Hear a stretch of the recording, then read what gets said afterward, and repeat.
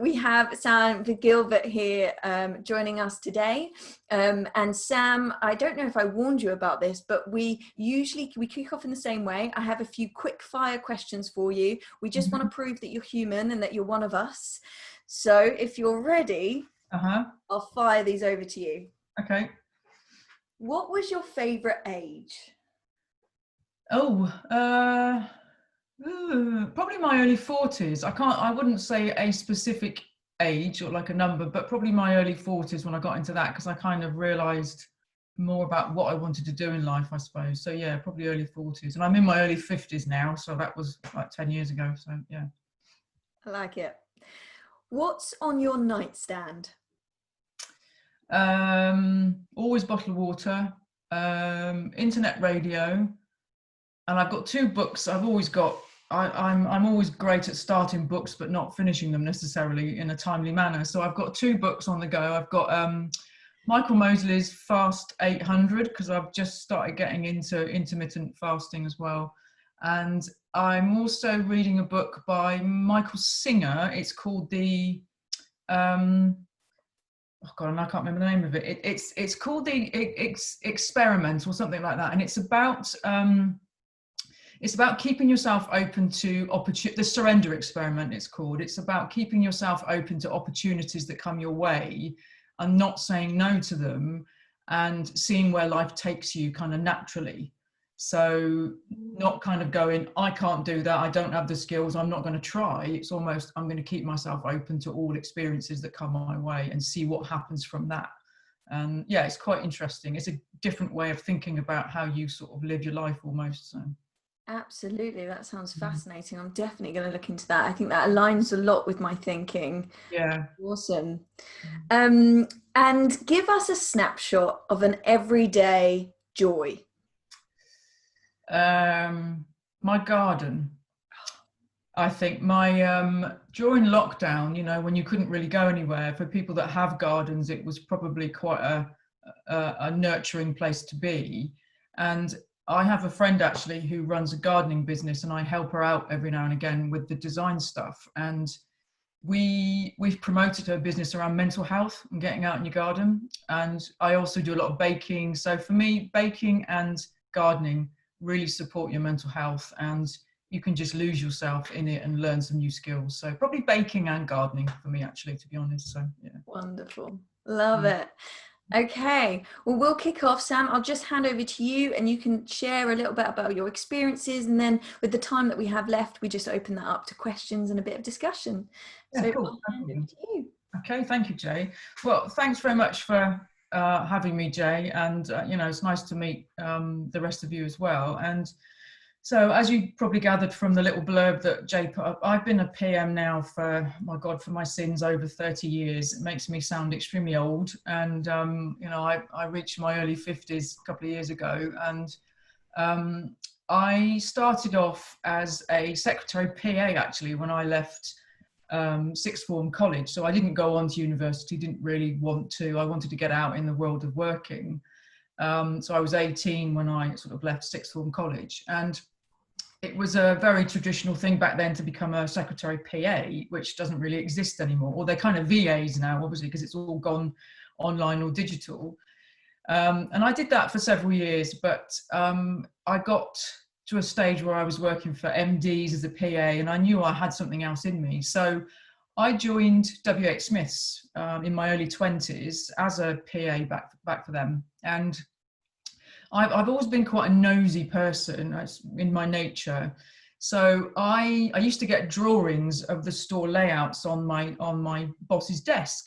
And I was always very fascinated about the drawings for the stores. And my dad used to own a little construction company, hence why I've probably followed in his footsteps a little bit. I think he wanted a son, but he got a daughter. I'm an only child. So, and I think I've sort of followed in his footsteps. And it always used to fascinate me, the store drawings on my desk. So I got friendly with the girl that used to produce the drawings and started being really nosy with her. And a job came up in that department. So this was me in my sort of middle 20s at the time. And a job came up in that department on a maternity cover. I didn't have any experience in CAD design at the time, no experience in store design, nothing like that. And I thought, what the hell, what have I got to lose? I'm going to go for the job anyway. Worst interview I think I've ever had in my life. It was horrible. And, you know, when you come away from those sorts of interviews and you think, not going to get it, not a hope in hell of ever getting that role. The next day I got offered the role. So it was a bit shock, kind of, really? You want me to become a CAD designer? And so the lady obviously saw something in me, perhaps I didn't see in myself at the time. And she gave me that opportunity. I was put on a CAD, computer-aided design CAD intensive course at the time. I started doing the store layouts for WHSmith. So it was very much around product placement, profit and loss on certain products. Where do you put them in people's faces, you know, angles of islands and that in the stores so that customers could navigate themselves around. And so that's where my career really changed from that point onwards. And I will always respect and remember that lady that gave me that opportunity in my middle 20s, because my career kind of changed from there. And then I got itchy feet. You'll see a pattern as I talk about my career. I get itchy feet quite a lot, kind of thing. And I've always kept myself open to different opportunities that have come my way. And I don't know if any of you are old enough to remember Summerfield as a brand. Quick Save and Summerfield, very old brands in the UK. I moved from WHSmith into them as a designer, like a concept designer for them. And then I moved into project management with Summerfield. It just kind of naturally happened, that progression. So I got my grounding in supermarket design, layouts of stores for supermarkets and things. And then Summerfield got disbanded. It completely got carved off. It got sold off to different other companies. So Summerfield didn't exist any longer. Morrison's took some of the supermarkets on and stuff, but Summerfield was no longer. So, and we all knew it was kind of happening. So I'd already lined myself up a job with Currys. So I moved into Currys. So my career really now has spanned across all different retailers. So I moved into Currys as a fixtures and fittings designer. So my background in the CAD design kind of helped me with that. So if somebody wanted to display a new iPhone, I would come up with the fixture to display it on in the stores, kind of thing, and then test it, trial it, prototype it, and then roll it out to the stores. And again, this is all around project management of doing that as well. But I was more design at this point, I suppose. And then Tesco's headhunted me. So with my background from Summerfield, Tesco's found me, headhunted me, and I then moved across to work for them. But every time I do this, I'm getting further and further away from my hometown. So I live in Wiltshire, not far from the Cotswolds. And when I was working for Smiths, it was based in Swindon. When I was working for Summerfield, they were Bristol based, so I was traveling there every day. And then when I worked for Currys, they were Milton Keynes. And then when I was working for Tesco's, that was Welwyn Garden City. So I'm getting further and further away from my hometown, commuting all the time to these different places, living out of a suitcase or living with friends so that I could do these jobs. Tesco's I was with for about 4 years. Learned a lot about project management construction there. So I joined the extras team, the big stores. There was 4 different formats then. So you've got the small stores up to the big ones. I worked on the big extra stores, doing things like refits, car park refits for them, extensions to the buildings, mini refits internally. We put mezzanine levels in, we'd add Costa coffee shops in, all sorts of things, whatever the project was really. And I spent a lot of time during my career before that shadowing other PMs, learning on the trade, if you like, you know, asking stupid questions, just really getting stuck in, being nosy kind of thing. And I was being put through Prince 2 as well through Tesco's. They paid for me to do that because that really helps their processes there. But a lot of my career, I've just learned from asking questions, shadowing, getting stuck in, being nosy and just learning the ropes really. And then from Tesco's, I got made redundant from there again. So Summerfield got made redundant from Tesco's as well, because Tesco's and a lot of the big supermarket chains, they would do a cull about every 5 years of people, unfortunately. It's just how they run their businesses. And you don't necessarily hear about this unless you work for them, but they cull people. And it was at the start of the recession about 11 years ago. And there were 120 project managers that worked in Tesco's, 3 of which were women. I was one of them. So you can see how male dominated my profession is as well with regard to construction retail. I got made redundant from there. They literally wiped out 100 of us out of the 120 overnight by just giving us brown envelopes and kind of going, you've lost your job almost. And we sort of knew it was coming, but we didn't know how hard it was going to hit us. Started the recession, and every time there's a bit like now with COVID, how tough it is out there, every time there's a bit of a hit, retail takes it the hardest, as you've probably been seeing with all the people that have been laid off currently with jobs and that, or lack of jobs. And at the start of the recession 11 years ago, Sainsbury's wasn't expanding, nor was Waitrose, nor was Tesco, so they would get rid of the PMs that they didn't need anymore. So there was lots more like me on the market at that particular time. And to get out of that, I had to take on some contract work, because there was no permanent roles kind of available then.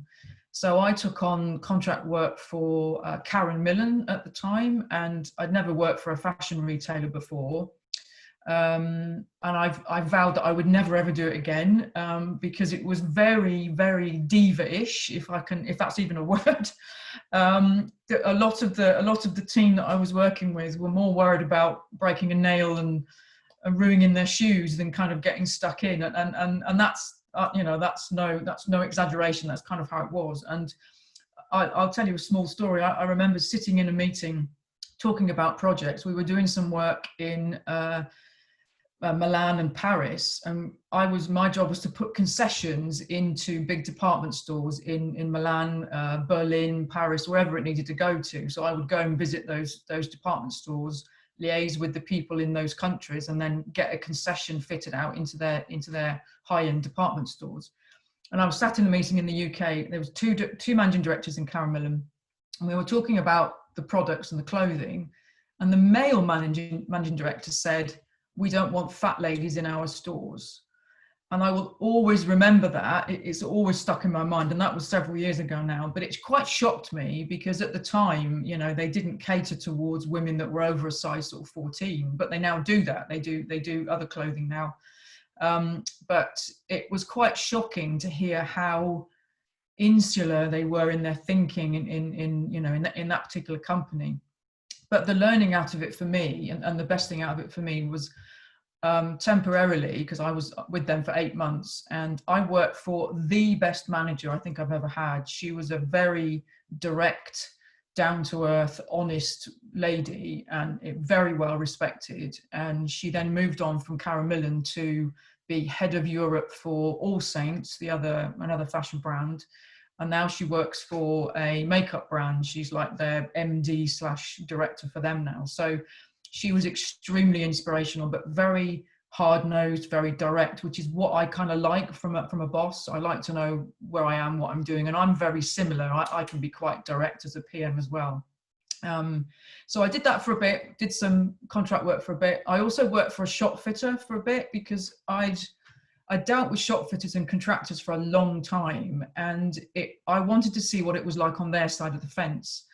And there's a term in construction project management where, you may have heard it before, but you say you're poacher come gamekeeper.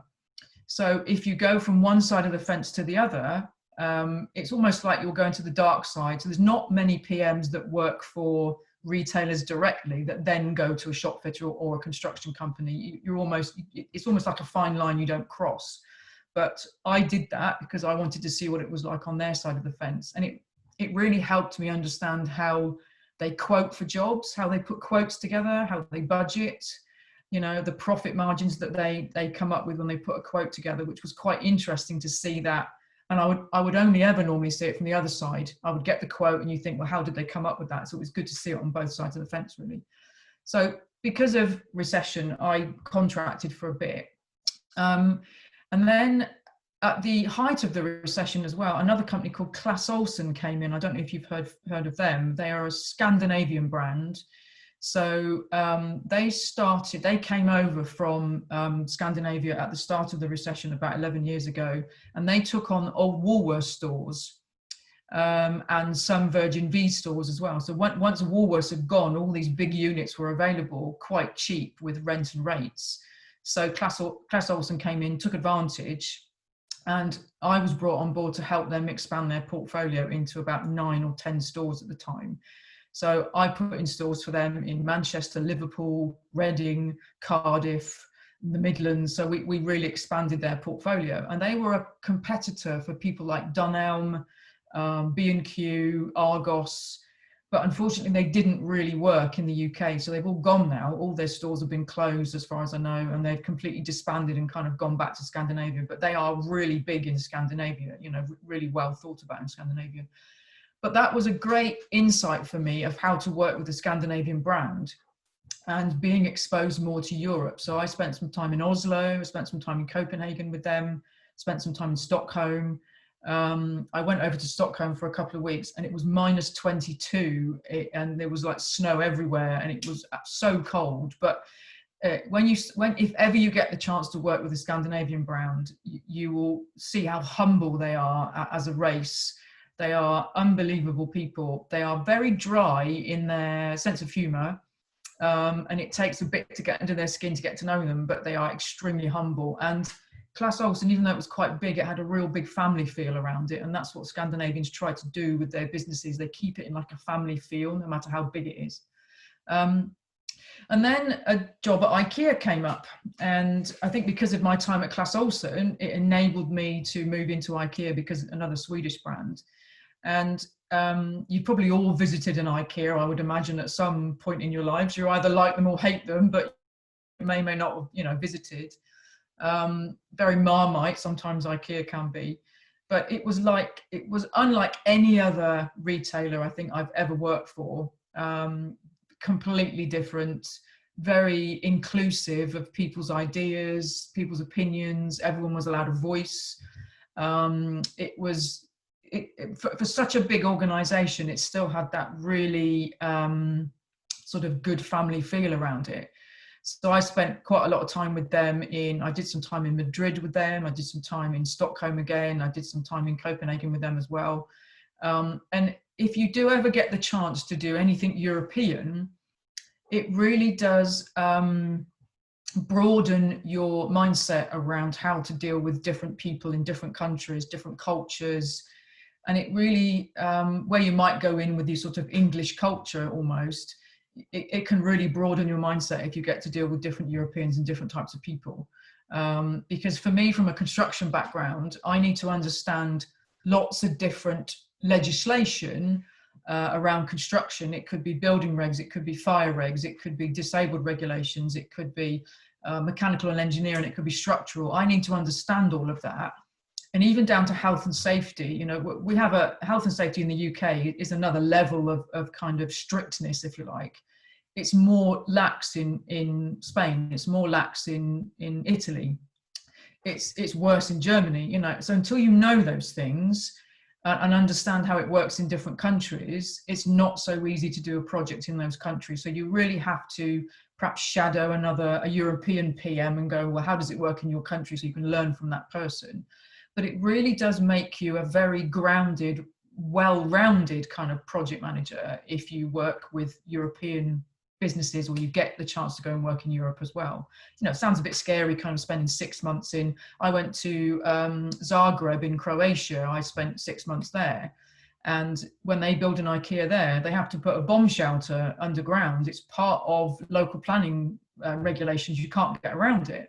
You know, we wouldn't need to do that in the UK. But until you understand how it works in different countries, because they all have different stipulations, you know, it makes it a little bit more difficult as a UK type PM to go into those environments. So you really have to embed yourself into and understand all the knowledge and legislation in those businesses.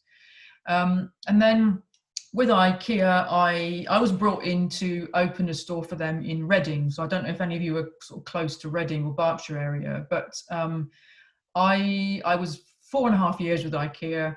The project I worked on was a 5-year process. So from buying the land to actually building the store, it took 5 years to do that. And it was £110 million to build an IKEA store. That's how much roughly it costs. It takes a year to build the store. So at the end of that 5-year process, it's a whole year to build it at the end. We used 2.5 different suppliers. I borrowed 500 staff from other IKEAs to help me get the store open. And we brought 400 jobs to that town to Reading. So it's a massive thing when IKEA comes to a town, you know, and you can see why there are not that many IKEAs. I think we've got 19 or 17. I say we, I don't work for them anymore. It's a habit I can't get out of, but I think there's like 16, 17 stores now in the UK, something like that. But they are such big, you know, beasts of a box of a store kind of thing. So there's only a certain amount of land or a certain amount of councils that will allow you to build a store in their town. And they always do it on certain distances that you can travel. You know, you might be an hour from an IKEA. How quickly can you get there, kind of thing. So there's lots and lots of work that goes on behind the scenes to make that sort of project work. And I had to have meetings with Highways England, with councils, with job centre, because if you're bringing jobs to a town, you've got to have lots of meetings with the local job centre. You know, that they want certain stipulations that you've got to stick to. We had something like 185 different planning stipulations just on that one project from the local councils. And we had a field behind the store that was called an area of outstanding natural beauty. It was protected. It was just a field. There was nothing in it. But once you've got that and it's on a drawing, there's nothing you can do about it. You can't unprotect it. You can't pay to unprotect it. So the back of the IKEA store had to be painted grey, not blue, because it was facing this field. That was another planning stipulation. We couldn't have a sign on the side of the building because it faced the M4. The councils kept saying, if you've got a sign on the side of the building, it could distract drivers driving down the M4. They might crash if they look up and see it. Utterly ridiculous, but that was another stipulation. We changed the highways way into the actual site, and so there was something like a £10 million like bonus that we had to give to Highways England to allow us to do that. You know, and so many things we had to adhere to. There was even a bridle path that ran across the front of the store, which was a protected area, and a lady with a pony and trap used to actually use it, and we had to almost design the store around it. And there was also a tree, there was a huge tree that had a tree protection order on it. We had to design the car park away from the tree because we couldn't knock the tree down. So until you really get into the crux of a project, you don't know how it's going to pan out. And, you know, you have to take all this information from so many different people all the time and then pull it all together and kind of go, where do I start, almost, you know? So with a project as big as IKEA, I would just gather all my team together. I had 6 direct reports at the time. They had their own areas to look after. So the 500 staff that we borrowed from other stores to help us get Reading store open, my team was responsible for those 500 people, but I was at the top of the tree, I suppose, guiding the whole thing along. So I was dealing with construction. I was dealing with fit out of the room sets internally. I was dealing with logistics, lorries. We had an incident where we had 21 articulated lorries queued up down the road. We had to take them off to Reading services.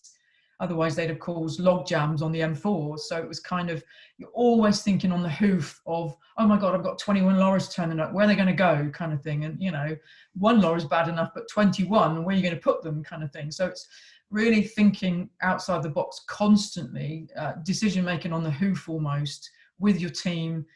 I'd get all my guys together. How are we going to get through this situation? Because a project manager who's leading a team, you're not the expert in everything. You can't be. You know, you have to use your team around you to help and support you.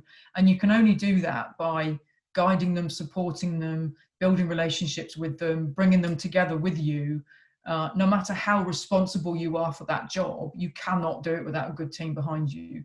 You know, you always have to lead them in the right way. It's and I'm always about taking people with me and making sure they get the credit for what they do, because it's never about me as the leader. It's about them behind me getting the job done, basically. So, you know, so they can take the glory with me. I would never be one to take the glory myself either. So IKEA was my biggest project.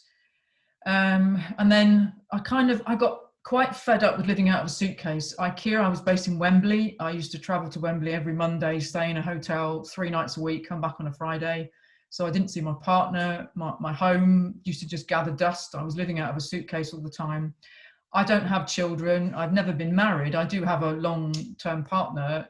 He's extremely supportive, but I don't have kids. And I think maybe a little bit down to the career I've chosen. It's kind of, you know, if you want to be a project manager like I did in construction, you're going to find you're on the road a lot, and you're going to find slightly different now because of lockdown and COVID and that, but you're going to find you're on the road a lot. It's quite a lonely job sometimes. You know, you're in your car a lot traveling. You might be on trains, you might be sat in airports ready to go somewhere. You find it's quite a lonely existence. So if you've got a colleague who you can sound off with, or if you've got a senior manager that's really good at listening, use those people, you know, check in with them, kind of have a mentor or find somebody you can buddy up with in your business, kind of thing, because it plays dividends. It's otherwise you can feel quite lonely, alone, unsupported. So reach out to those people, you know, stay connected. Otherwise you're kind of constantly on your own as a project manager. And the buck stops with you all the time. Every task stops with you. You know, if things go wrong, it stops with you. You know, you're responsible for everything, sort of pushing it all along. But like I said, you can only do that with a good team behind you. And then I moved on to, I've done full circle. So I left IKEA, Reading was built. That was my sole purpose of being there. I helped out with Sheffield IKEA as well. And I helped out with Exeter, a project in Exeter as well for IKEA. But I decided to leave and I went full circle and came back to WHSmith. So I started off with them in my middle 20s, now my early 50s, back to WHSmith. I was back with them as a senior construction project manager. I started working on airports, train stations and hospitals. So I've done high street, edge of town, shopping centres, concessions, airports, train stations, and now hospitals. So every kind of project from a retail perspective you can probably think about, I've kind of done it really and worn the t-shirt several times. So and then dealing with hospitals, you start to deal with trusts, and they are so antiquated, so backward. You pull your hair out dealing with hospital trusts. A simple decision can take them 12 months to decide.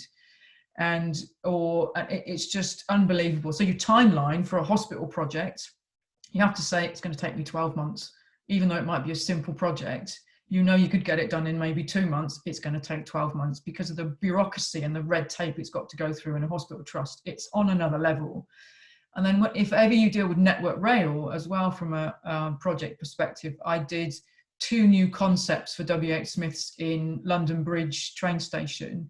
One was a bookstore and one was like a tech store for WHSmiths. There were small units in brick arches.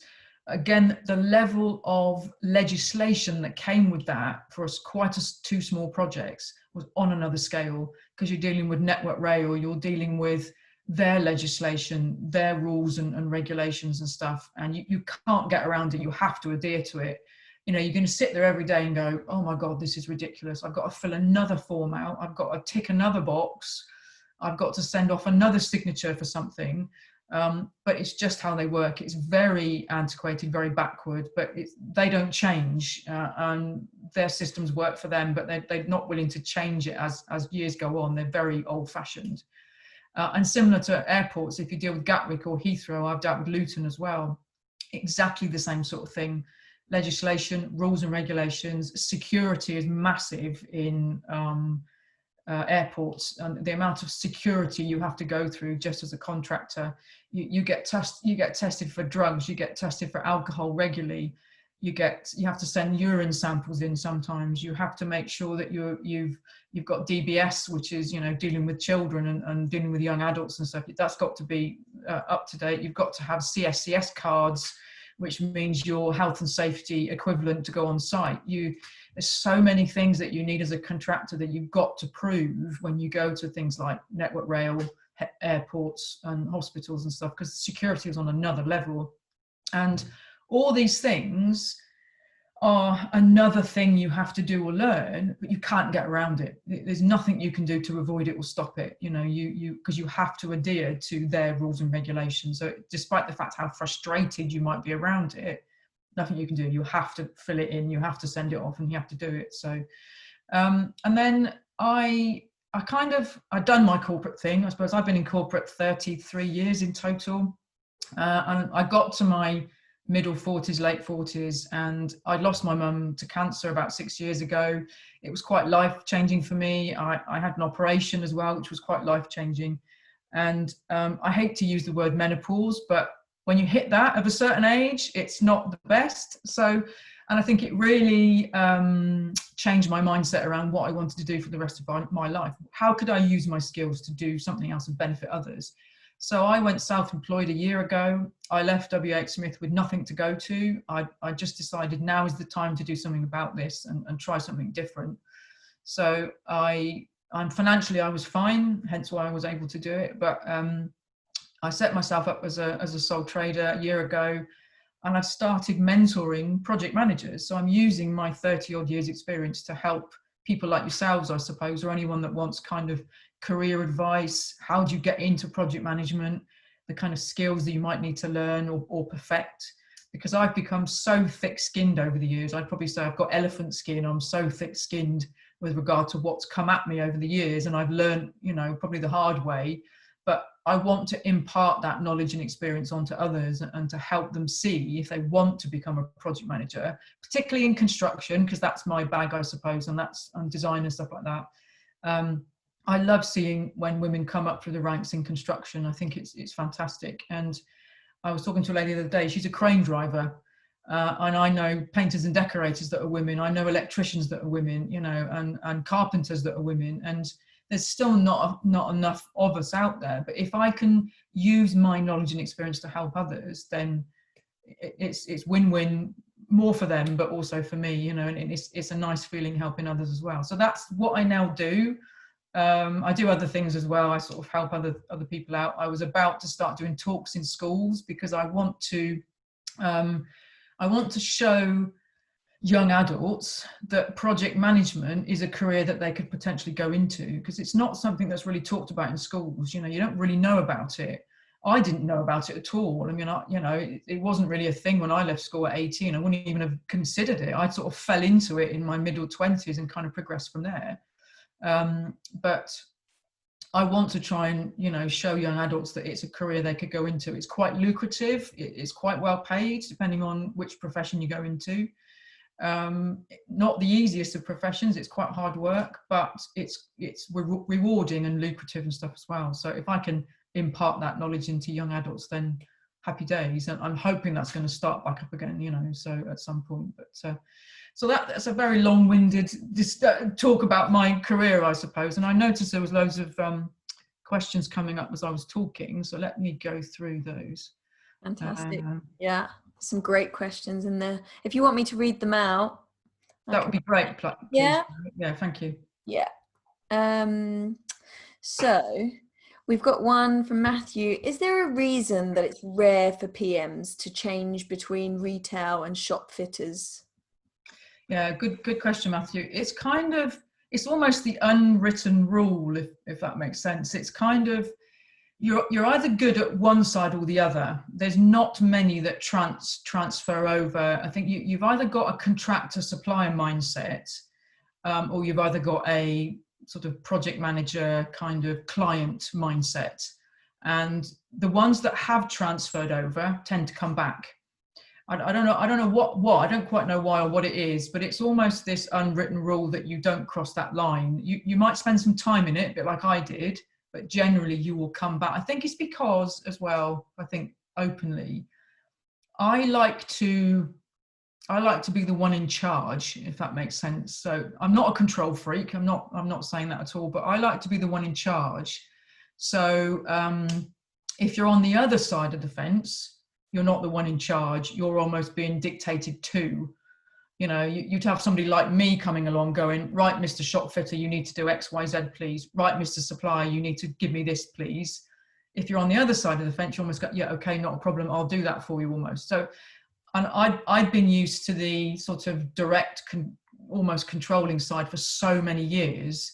Moving across the other way it didn't fit with my personality. So you're either one or the other, I think. Does that make sense? Yeah, cool. Yeah, certainly. One from Kim. Is company culture more important to you than the industry you work in? Oh, that's a really good question.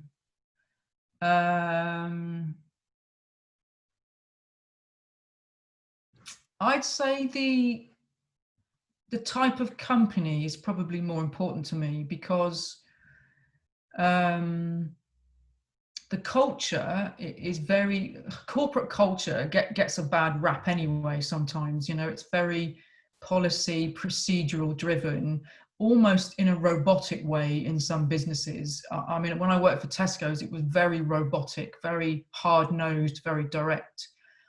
And would I ever go back to Tesco's again? No, not a hope in hell would I go back there. Would I go back to IKEA again? Yes, 100%. So, because it was different cultures, but I would 100% resonate with how IKEA was. I don't resonate with how Tesco's used to be. So, and I think and for me as well, it was always about the relationship with my suppliers and my contractors and the team around me. It wasn't so much about what I was doing for Tesco's or what I was doing for IKEA. It was more about the relationship of the people around me, I suppose, and the direct relationship I had with my suppliers and contractors, because I've used those contractors and suppliers in different project roles. I've taken them with me into different companies. So that was more important to me, that relationship building with externals, if you like, which could benefit me in the future, than being embroiled into that kind of corporate, insular sort of company culture, if that makes sense. Because you never know when you might need these people for future projects. If you move on to something else, you have a good relationship with your suppliers, your external people, call them up and use them again, if you've got that relationship. Would you really call up somebody that you worked with previously that you didn't really like or you didn't get on with? No, probably not. So it's kind of having that relationship with the external people. Hopefully I've sort of answered that question. Yeah, perfect. Now you are self-employed, would you go back to being an employee, or do you want to stay self-employed as a freelancer? Yeah, that's another really good question. I've toyed with it myself, particularly with lockdown and COVID going on. I've toyed with, would I go back to a corporate role? And I have been looking just to keep my eye out with what's there. There isn't anything for me at the moment with my skill set as such within retail, but I'm not sure I'd fit that environment anymore. And it's only been a year. I think I've got too used to my own company, too used to my own ways. I don't think I would sit well in a corporate environment anymore. But if somebody gave me a contract role, if somebody gave me a PM contract role, I would probably take that if it was right for me. So a lady recently asked me if I would work for Amazon for a short-term contract, and it hasn't gone anywhere yet, but I would be an external PM working for them. So I wouldn't be embroiled into their politics and procedures and values internally. I would be on the periphery, just doing the job, if you like. So I could leave at any time I wanted to, I could work from my own hours kind of thing. So I'm not sure I would be employable again in a corporate environment. I don't think I'd fit, to be honest. I think there's certainly a few of us that can relate to that. As you moved into construction, did you learn about the industry on the job or have any training? Well, 95% on the job, yeah. And I did a lot of shadowing of other construction PMs. I think, like I said earlier, with my dad having a little construction company, I was always interested in drawings on the dining room table. I was always nosy with that respect. And how a building is built really fascinates me, and I love it even from the ground up. So how the foundations are done, getting stuck in with my hard hat on and my high vis and everything, and understanding how, because there's so much in the ground that a customer doesn't see. When we built the store at Reading, like I mentioned, we've got piling underneath that, and we had I did a job for Tesco's in Cardiff, and it was near some old mines, and the ground was really soft. So where you normally go a certain distance with a pile, we had to go treble the distance into the ground. So it was something like 30 or 40 meters worth of piling in the ground before you even actually put the foundations in for the concrete floor for the store. And that really fascinates me. It sounds like really, really sort of thing, but it really does fascinate me how you build something from start to finish. And I'm terrible. If you ask my partner, if I walk into a retailer, I'm like this. because I'm not looking at the product, I'm looking at the finish, or I'm looking at the paint, or I'm looking at the fixturing, or I'm not looking at the skirts or dresses on the rails. I'm looking at a light fitting that's not working in the corner. I spot it straight away, because I've dabbled in maintenance as well. So I've done sort of design, concept design, construction, project management, and I've also done maintenance at the end, because obviously you have to maintain the stores at the end as well. So I've dabbled in maintenance and getting toilets fixed, boilers, all sorts of things. And something that I haven't mentioned as well with regard to construction, which also fascinates me, is the government brought in a new legislation a while ago called BREEAM, and you may or may not have heard of it, but it's BREAM, I think it's spelled, and it's I forget what the words are meant, but it's called BREEAM, and it's a new sustainable legislation around building stores. So when a big retailer comes in with a new IKEA, a new Tesco's, a new John Lewis, or whatever it might be, it has to be built sustainably now. So they will put things in the ground like ground source heat pumps. They will put waterless urinals in sometimes. They will put boilers in that only regulate the water so that they can protect it against Legionnaire's disease, but it doesn't have to be hot water anymore. So you'll never get hot water when you go to certain toilets. They'll put solar panels on the roof. And all these things now you have to, and you put charging points in car parks for electric cars or whatever, even if no electric cars are in the area, you have to put them in. So it's all these new stipulations and that have come through. So construction has always fascinated me, and I've learned a lot on the job, read up a lot about it. I've bought books on it. I've asked people, I've done online training myself, and building regulations change yearly. So you have to be up to speed with building regulations. And I understand how houses are built as well. I can talk to you about building regulations for houses, not just stores. So in a very long-winded answer, yeah, it's a lots of sort of stuff on the job, getting stuck in, getting dirty, steel toe cap boots on, hard hats, high vises, all the PPE that you need, getting dusty, dirty kind of thing, not being afraid to get stuck in really, and learn by your mistakes. That's how you learn really. So that's fantastic. Thank you so much, Sam. And I think like my biggest takeaway from that was, in choosing an industry around project management, I think there's so many places you can go with project management. It's so versatile, but having an interest in the topic area is such an important part of it. So before we all finish up, it would be great to get a key learning, something you were reminded of, something that you didn't know, or just an idea that was sparked. So Matthew, do you want to kick us off? Sure.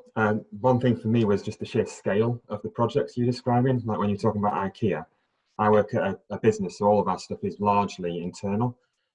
So in terms of scale, we don't affect that many other people. So we have internal stakeholders and maybe some companies we're working with, but nothing like when you're talking about the councils and job centres. I don't think people would contemplate having to then liaise with the job centres and the number of different businesses you've got to engage with. Just makes it sound really interesting when you start looking at projects of such a massive scale. Yeah, totally, Matthew, and a really great observation. But I just put it down to, it's just another person I've got to talk to. It's just another meeting I've got to have. And I think quite often we can get into this sort of mindset of, oh my God, they're the local council. Oh my God, they're the local highways agency. They're still human beings. They're still people.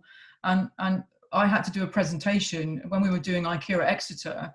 The local council couldn't wait for us to start building. They were really, open arms inviting IKEA into Exeter town. And we'd already bought the land at that point. And I had to go into a presentation to show local people what the store was going to look like. But at that point in time, it was quite confidential. And I remember we got invited along to his council meeting, and we were told there'd be about 20 people in the room, not a problem. Myself and my friend, another PM, went along. And we walked in the room. There were about 2,000 in the room. They hadn't warned us. They hadn't told us, they were just, was about 30, 40 people, it'll be fine kind of thing. It was a black tie event. They were in like tiggy bow ties, and all. We turned up in our IKEA t-shirts and jeans, it was bizarre. They didn't even warn us. So, and my colleague went into utter panic mode, I can't do it kind of thing. I was like, it's just a room of people. And I've always taken that stance, if you sit behind this kind of, I can't do it, I'm scared, I'm fearful, oh my God, it's all these people in the room, I'm going to muck it up, what am I going to say? it's just all stuff that goes on up here. It's all stuff we make up in our own heads that kind of stop us from doing things.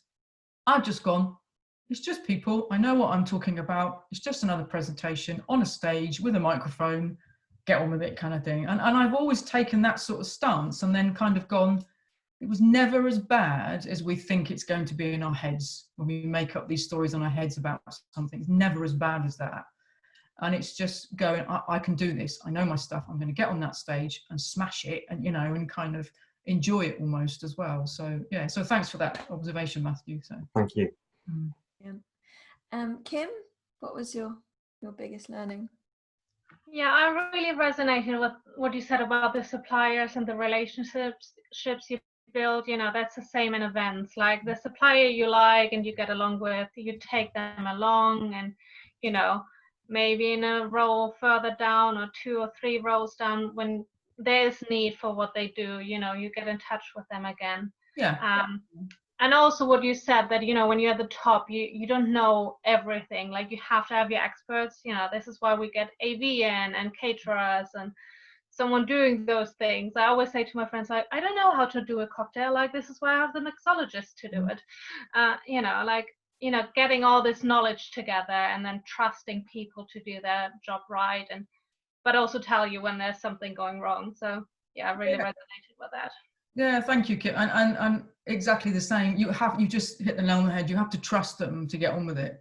You know, it's so easy as a PM to try and control everything, and you think, I can do this. I want to do it myself. I'll do it my way. You can't. You would burn yourself out. It's ridiculous to kind of even try and think like that, because you cannot do it. You know, and you've got to use the experts around you. I mean, don't get me wrong. I need to understand legislation, regulations, you know, disabled. I need to understand budgeting, finance, cost control, you name it. And I've got all these people skills as well that I've had to learn, you know, so you can't just be a PM without really good people skills, but you've got to trust your team around you and let go. Let go is the biggest thing for me as well. I think for years I wouldn't let go, and you cannot do everything. You're not the expert. You have to learn to let go and trust people. That's the biggest things really, I think. So yeah, good. Thank you. Brilliant. And Nadine, for you? Yeah, very similar to Kim, really, just the fact how much it resonated with the event side of things that I work on. But I guess what was quite interesting, what you said, was how you sort of work either client side or contractor side, because I tend to work both and on the same project. So I will be client managing all the sponsors and the big brands for the actual event organizer, and then I also work alongside the contractors, managing them to get whatever's built for the sponsors. So I end up managing both. So I almost wear both hats at the same time. So it's quite interesting. But I know that I do feel more comfortable working with the contractors than I do the clients. So that was an interesting correlation. And yeah, just also the whole dealing with councils, the police, anything like that, or the health and safety side of stuff. I mean, that's very much been a big part of what I do in events as well. So again, it's nice to hear that actually the skills and all the experience I've had over the last 20 odd years doing events does really match the project management side of stuff. So it makes me feel much more that I could definitely do that crossover. So thank you for that. Yeah, no, you're welcome, Nadine. And I think, you know, what I haven't sort of touched on, and I'll do it briefly, but that you've already all realised that PM skills are very, very transferable. You know, and you get specialist PMs and you get generalists, kind of, and I would class myself as a traditional generalist almost, with sort of, I understand agile and all that kind of stuff, Prince 2, whatever, but I'm more of a generalist. I would bring a specialist PM in with me. So if I want IT stuff done, I'm not an IT expert, I'll bring an IT PM in with me. You know, I'll bring a cost manager in with me. I'll bring a salesperson in with me. I'm not the expert in any of that. And because you just can't do it all. You know, you have to use the people around you, obviously. And like you were saying there, you know, you cross over anyway between supplier and the main company. I was doing a lot of that as well. You know, you find you're managing everybody because you have to, because that's your role almost, whether it be supplier, contractor, whatever. But there's just something about, there just seems to be this unwritten rule in construction. You don't go to the other side. It's almost like this black sort of like cloud that sits there. It's bizarre. I don't know why it is just in construction, but it tends to be that. But you'll find, like you already realised, your skills are very, very transferable into project management. If you want to go down the route of construction like I have, you obviously need to understand lots of things around legislation and regulations and all that, but that just comes with experience and time and learning, and like anything else, you know. So, and having that several hats that you wear, you already all know that, and having the foresight to think about the knock-on effect of something. What is plan B? What are you going to do if plan A fails? Always have that up your sleeve as like the ace card, if you like, if you need it. And then having that foresight and the visualization to kind of go, well, if I've got some scope creep and this changes last minute, how is that going to affect the timeline? How is that going to affect the end result? How is that going to affect the budget? Always thinking, what is the eventuality? And even down to silly things like me for maintenance in construction, if somebody puts a cheap toilet seat on a toilet, that's not going to last. It's going to be a maintenance issue then going forward. So it's a very short-sighted view of spend £10 on a cheapy toilet seat.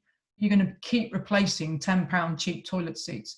Spend £100, you're not going to replace it as much. It's the longevity around something. Is it going to last? Don't buy it because it's cheap and use it because it's part of the budget because it's cheap. You know, find things that last, that are going to sort of be maintenance free almost. So it's about thinking about the eventuality of stuff as well. So yeah, and always having that in your mind almost, you know, the knock-on effect of things, sort of thing. So, and don't forget backside covering. I nearly said a different word then, but always cover your backside. Emails, phone calls, notes, you know, spreadsheets, document, you always cover your backside. So you can say to people, I told you on this day, it was this, you know. So otherwise, and always keep a record of everything. You have to cover your backside all the time in project management, so, which you probably already found in event management anyway. You know, it's very, very similar. So yeah. Brilliant. Thank you so much, Sam. That was very welcome. Incredible. Thank you. We will add Sam's LinkedIn profile to the replay. So I've been a little bit delayed in getting them out just because of my technical issues, but you will see the replays coming out soon. And thank you everyone for coming. Thank you. Thank you. It was really great. Yeah.